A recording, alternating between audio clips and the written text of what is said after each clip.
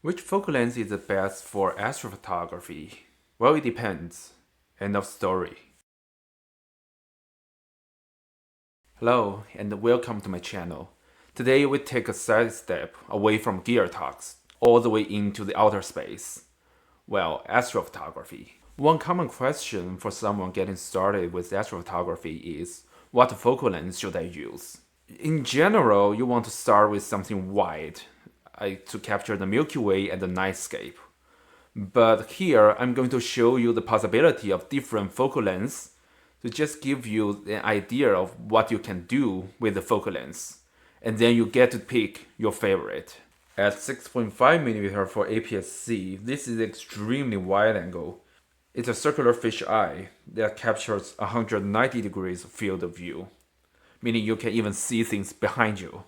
As you can see in this picture, it captures the Milky Way going across the frame along with everything on the ground.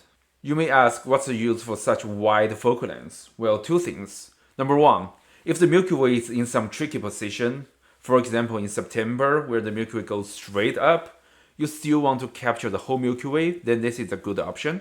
On the other hand, it's good for creating panoramas.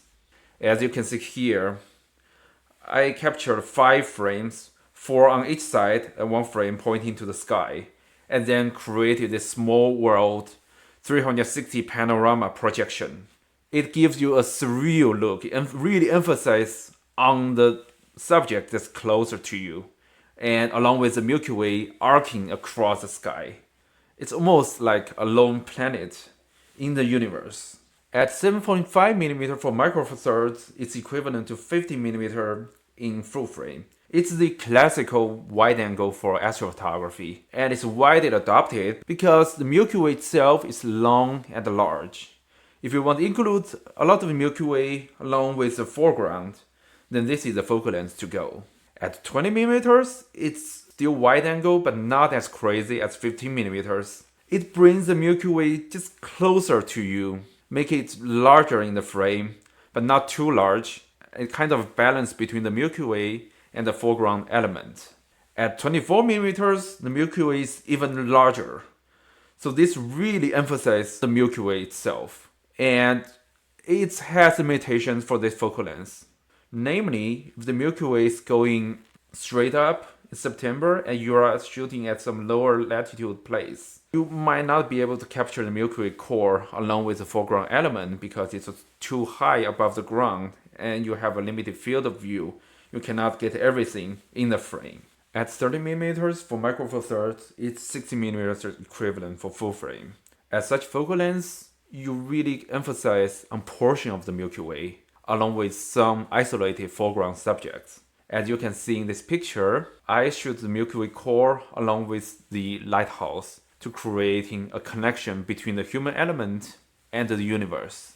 At 85mm, we're heading into the wide-angle deep sky photography. As you can see, it captures the nebulas around the center of the Milky Way. At 100mm for Micro Four Thirds, or its 200mm equivalent for full frame. This is in the deep sky astrophotography territory. As you can see here, I captured the Orion Nebula along with the Horsehead Nebula and the Flame Nebula in narrowband format.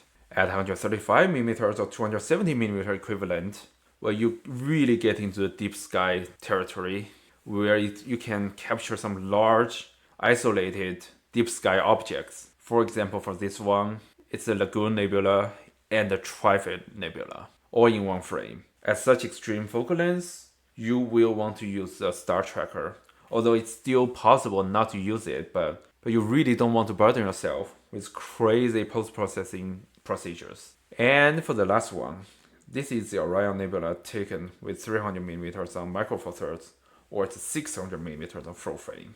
Of course, I use a star track for this image. And as you can see, it really shows the detail of the Orion Nebula and also the Running Man Nebula. Nitty-gritty details inside the gas clouds. So there you have it. We went from 6.5mm or circular fisheye all the way to the 600mm equivalent or super telephoto. I hope this has shown you what's possible with all the different focal lenses and you have made up your mind. And in fact, if you have just started with a kit lens, like a 24mm equivalent or 28mm equivalent, that's actually a great starting point. Stay tuned for my next video about shooting astrophotography with a kit lens. I'm Bruce, and this is Budget Photographer, and hope you enjoyed this side step. See you in the next video. Bye bye.